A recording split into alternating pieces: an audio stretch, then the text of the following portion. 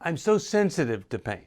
When I go to the dentist, he'll say, okay, so now do you want injection or happy gas? I say, look, I want an epidural. I don't want any pain whatsoever. So I understand what it's like to procrastinate on something because you don't want to experience the pain that you have to go through to do it. So I'm just going to ask you to stop for a minute and try to think of something that you're not doing right now because it's painful to you.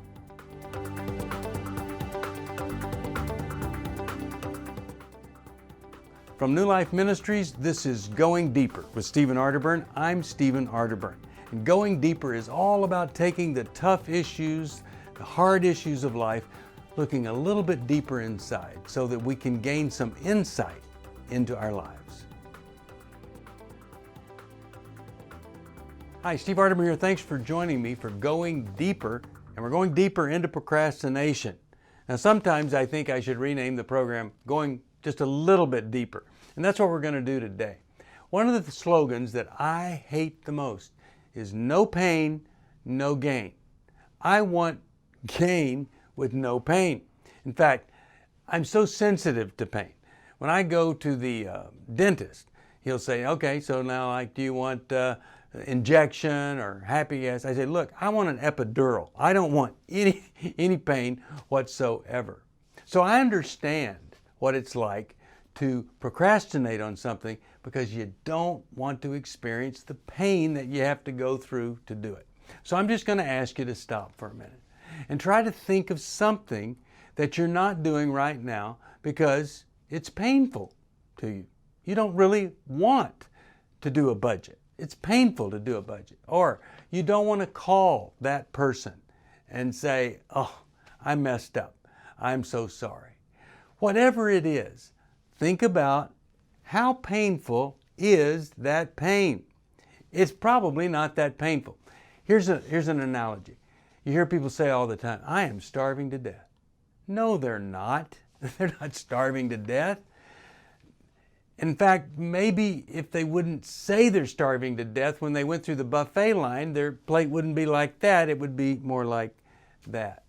So think about something that you know it's uncomfortable, that it would be painful to do, and then try, like they do at the hospital, to gauge what kind of pain level is it. And you're probably going to find, compared to all the things, it's really about a 1 or a 2. Now maybe as you're thinking about it, you could just go right on into either doing it or putting it on your schedule when you're going to do it. Now, there's some things that I've learned in my own procrastination, and one of the things that I procrastinate about is truly getting in touch with somebody where there's an uncomfortable conversation or just me having to confess. But here's the upside. Once I do it, never fails, I always feel so much better. So while we're trying to prevent the pain, which might be at a 1 or 2, we're also preventing the upside, the good stuff that comes from whatever it is that we get done, which might be a 4 or 5 on the good side scale. So I just want to encourage you, write down some things, and don't even say that you procrastinate. Just write down some things in your everyday life that are painful for you to do. Okay, so if you've watched any of the other videos, then you try to figure out, get a little insight, why are these things painful to me? Then, what's my benefit of not having that pain, and what would the benefit be if I went ahead and did it and I got through it? Now, sometimes it's not just pain, but it's laziness. We just don't want to do it. It's not that it's painful, it's just hard, and we don't want to do it. And of course, then the other thing is, it takes a long time to do it. As a writer, me getting started truly is getting very close to the end because I can procrastinate getting started for a lot of different reasons. But once I'm into it, not that big a deal to finish writing a book. I just have to get started. And I think there are things in your life that a little bit of pain is preventing you from getting started, but once you start working through A little bit of that pain will go down. Figuring out why you have that, it'll go down. And then when you tell yourself, on the other side of the pain is a great upside that I want to experience, it just might help you with procrastination. Is that the only thing that might help you? No. That's why we've done this whole series on procrastination. So if this doesn't ring true, well, take a look at some of the other episodes. Finally, journal. Don't put that off. Grab a journal, something. Write down your thoughts, feelings, the pain, and the benefit. Put it in a journal. Write it down. Get back to it every day.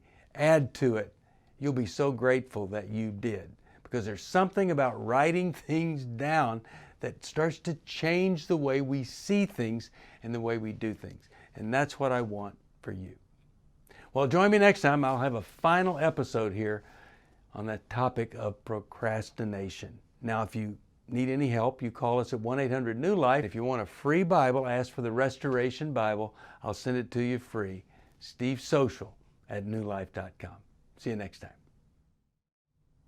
Thank you for joining me for Going Deeper. I hope something I've said may have helped just a little bit. If you have a question you'd like me to answer or comment, just email me at stevesocial@newlife.com.